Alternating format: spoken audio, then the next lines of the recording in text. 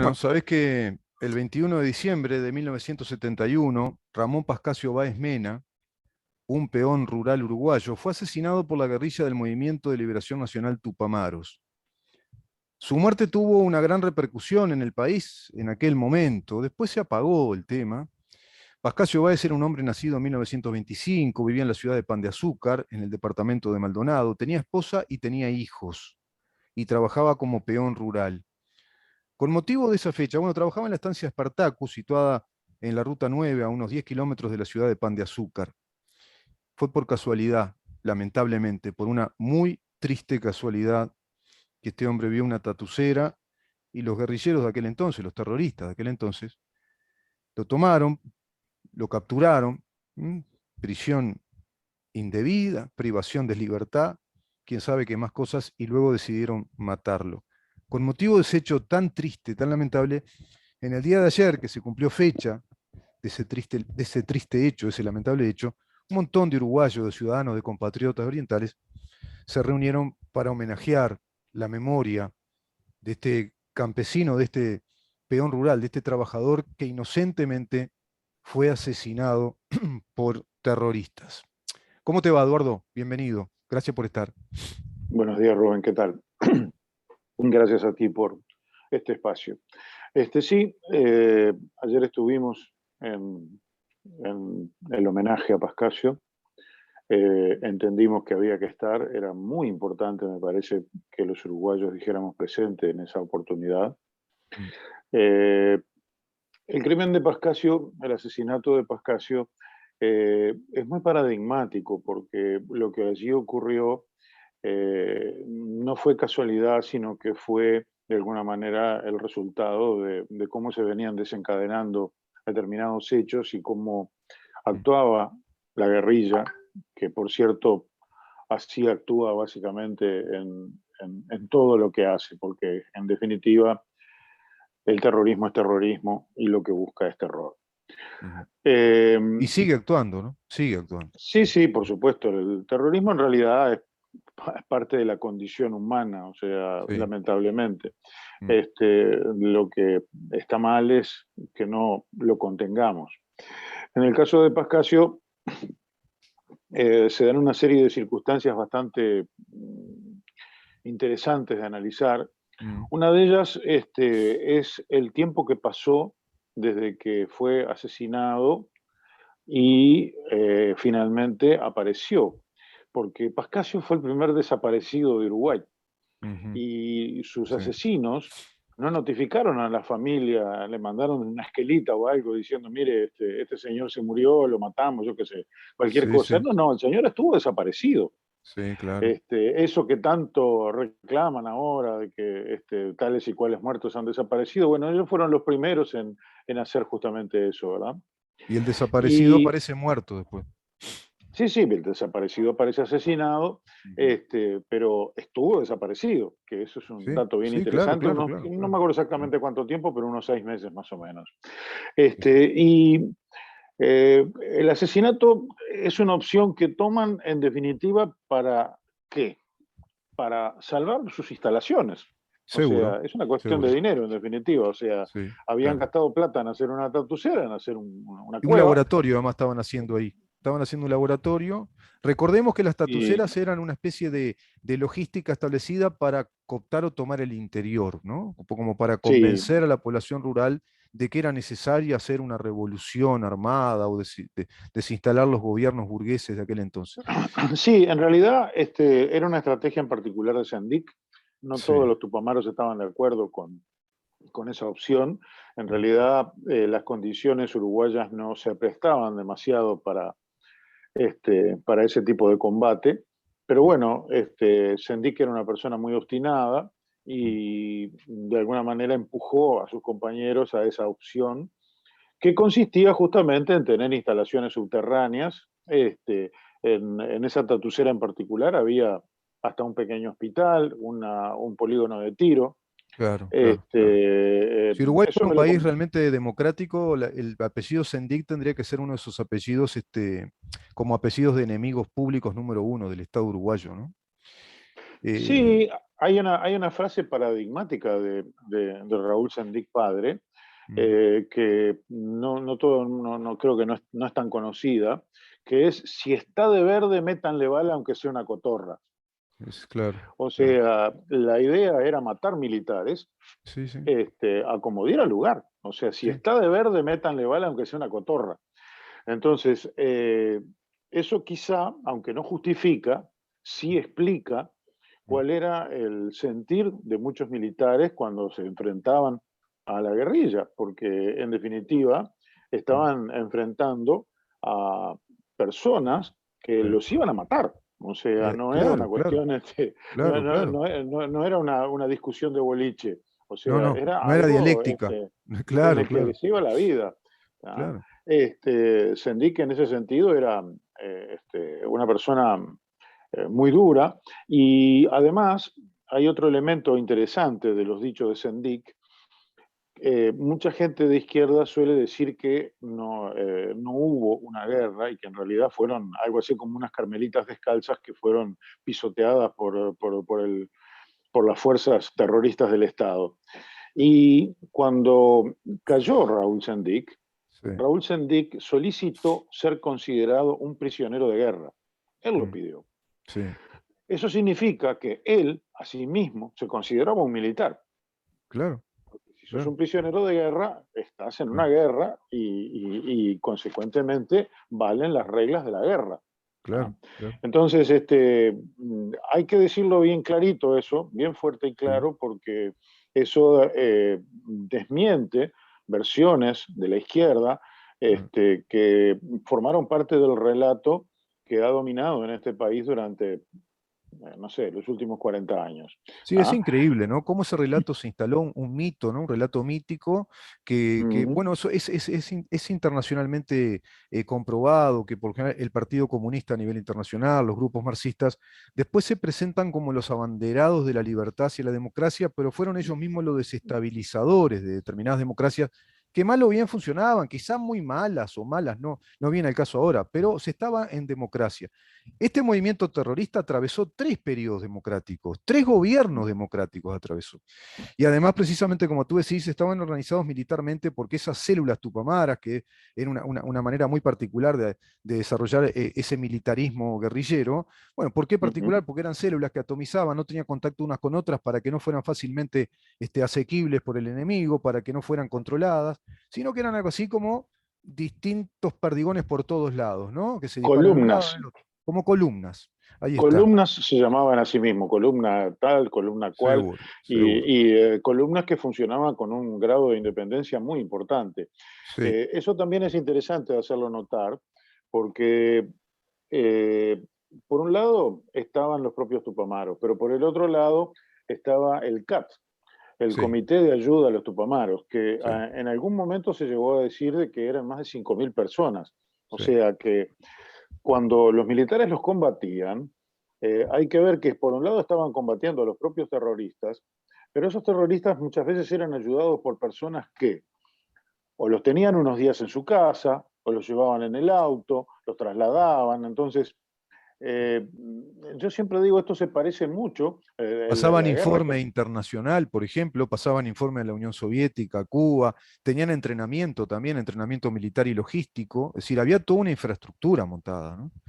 Sí, por supuesto, pero mírelo desde el lado de los militares. Mirado desde el lado de los militares, es muy parecido a intentar romper una piñata con los ojos vendados, porque ¿a dónde Claro, pegás? claro, A quién hay que pegarle?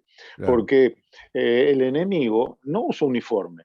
O no. sea, no hay que olvidar que ahora quizá ya estamos más preparados, pero cuando se desató esa guerra, nuestro ejército No sé si estaba estábamos más preparado. preparados.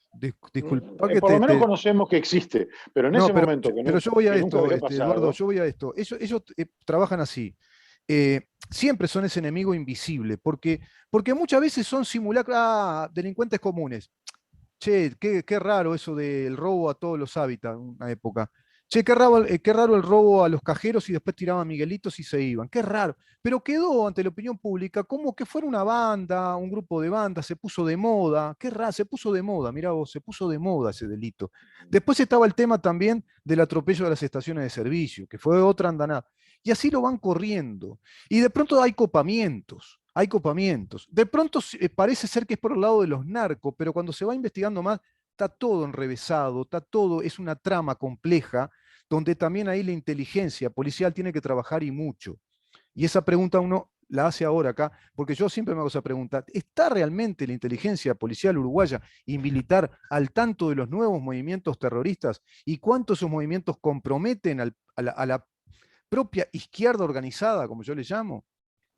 Porque el Sí, movimiento Tupamaro está por dentro del Frente Amplio con una fuerza tremenda, porque el marxismo del Partido Comunista está con una fuerza tremenda. sí, es decir, yo no sé en la inteligencia militar en que anda en este momento, debería estar muy preocupada.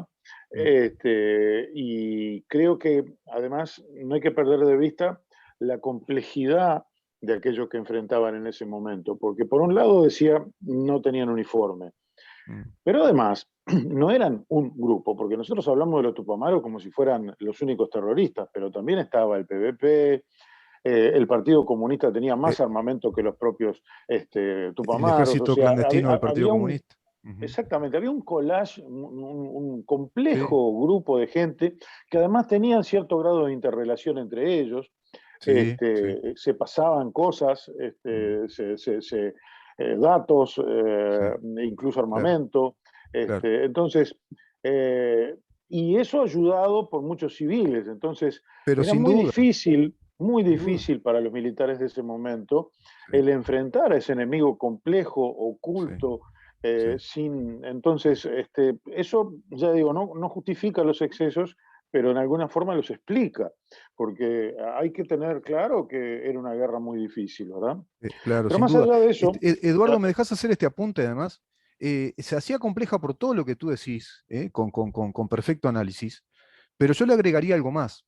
La perfeccionan esa complejidad y esa invisibilidad con elementos claves como, por ejemplo, un Ronnie Arismendi que manifestaba que no estaba de acuerdo el Partido Comunista y el Frente Amplio con la guerrilla armada ni con la guerra armada, porque no era el momento histórico dado que no estaba establecida la conciencia revolucionaria colectiva. ¿No? Prédica marxista ortodoxa. Por otro lado, el Che Guevara viene a nuestro país y dice, no, en Uruguay no va a ser necesario que se dé por las condiciones que tiene la guerra armada. No va a ser necesario, porque la gente lo tomó como que el Che Guevara dijo, no, acá en Uruguay va a seguir una socialdemocracia. No, dijo que la revolución se iba a dar de otra manera.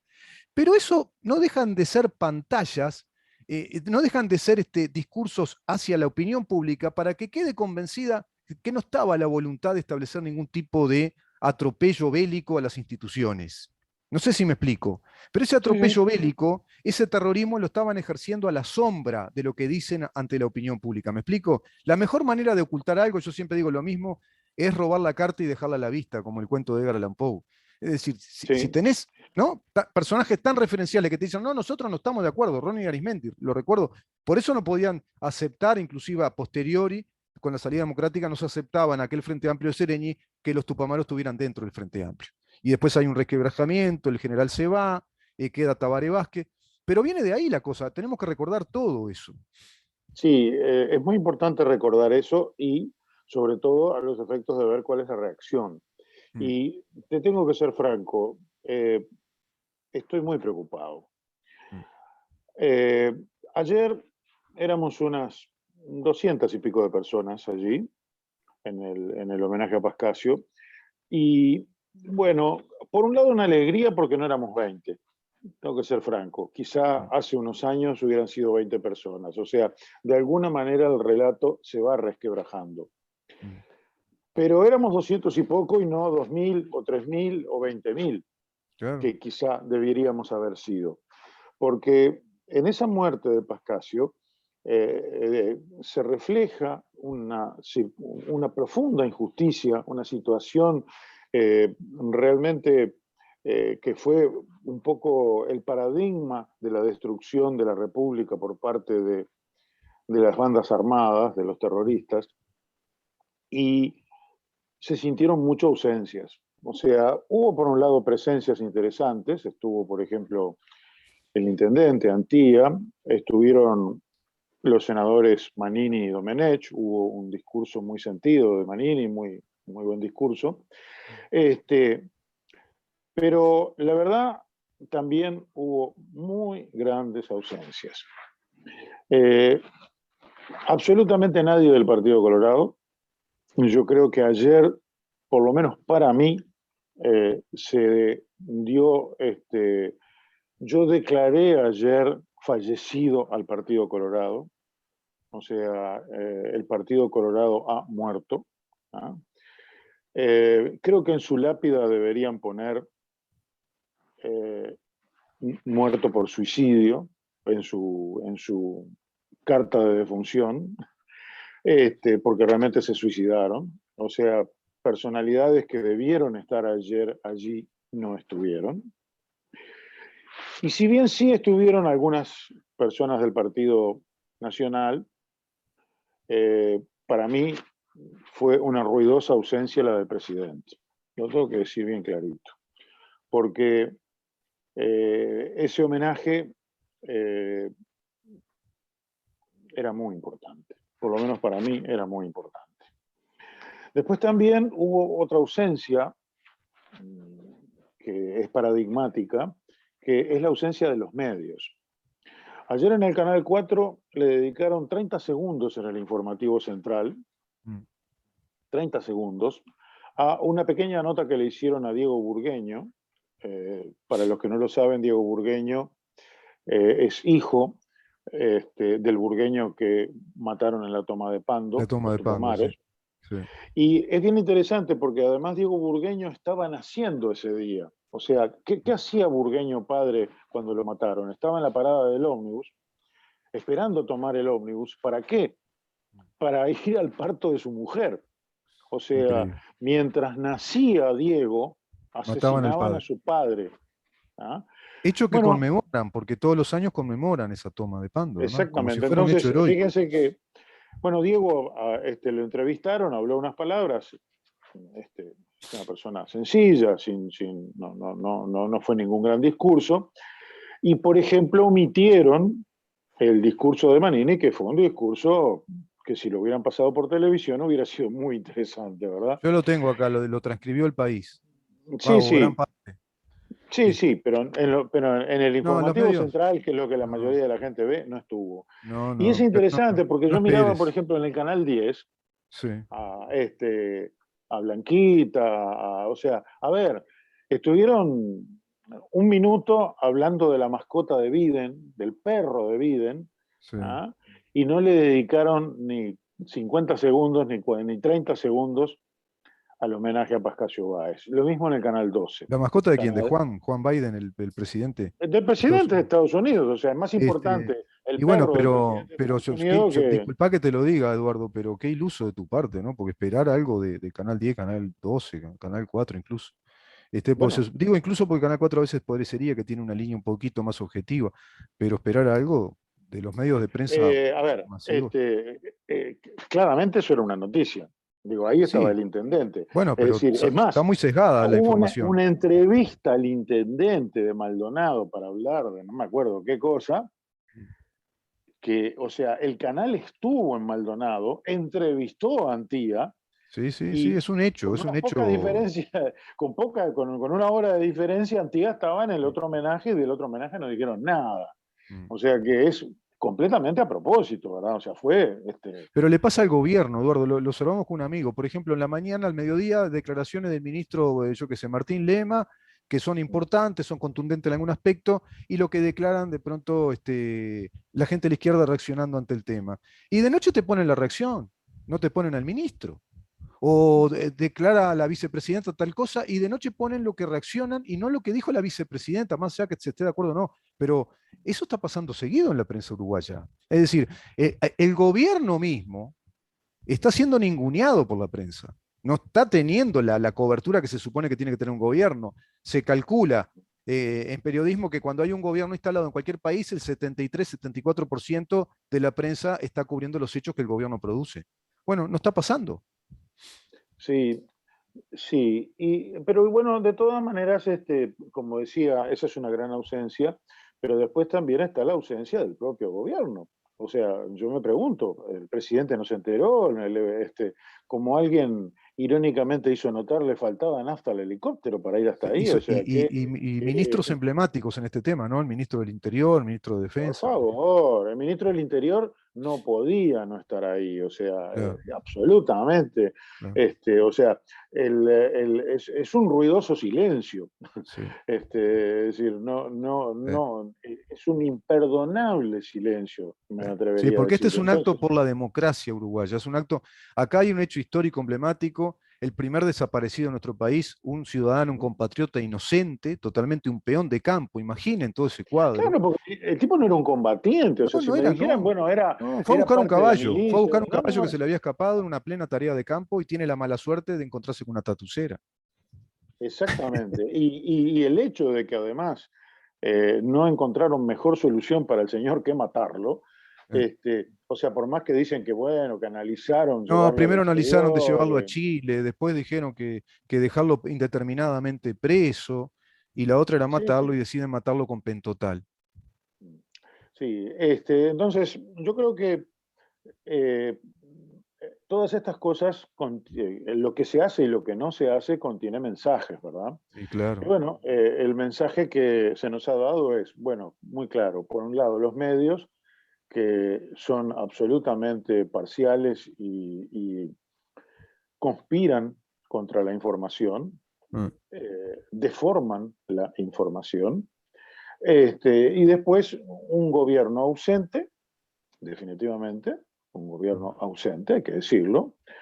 mm, Un partido, el otro partido tradicional o fundacional, o llámenle como quieran, fallecido, porque yo creo que no se puede decir de otra manera. Es decir, entre las cosas que han hecho, como el tema este de la tenencia compartida y todo lo demás, o sea, cada día le dan una puntada más, le ponen un clavo más al cajón de ese muerto, definitivamente. O sea, no, yo creo que es ilevantable, porque además una cosa interesante que ha ocurrido es que no ha habido un recambio generacional. O sea, ahora mismo, ¿quién pones de candidato? O sea, que en el 2024, cosa Sanguinetti, otra vez el candidato. O sea, ¿de qué estamos hablando? O sea, es absolutamente absurdo, ¿verdad? mm, Y sí. bueno, en el Partido Nacional quizá la cosa esté un poquito mejor. Mm. Hay Sí, alguna hay, pero cosilla hay, que... yo después voy a tratar el tema. Está complicado ese caldo de cultivo debajo de la tapa de la olla de la coalición está muy complicado. Y hay Sí, síntomas sí. que se están demostrando, por ejemplo, saltó por el lado del proyecto de ley forestal, pero ahora todo lo que declara Manini en este caso y lo que declara Manini respecto al lobby, porque plantea prácticamente que el gobierno es un lobby con UPM, bueno, la cosa no está tan consolidada como se nos dice por un lado y después vemos reacciones por otro, Pero, ¿no? además, Yo vamos a lo que hacer... lamento es que este instrumento se pueda perjudicar, que es el único que tenemos como para encaminar hacia una democracia más republicana. No hay una tercera opción superadora de lo que tenemos. O sea, es así. Si esto se desarticula, quedan ellos de nuevo. Eso es así. No hay otra opción. No tenemos opción. O sea, los uruguayos estamos regalados.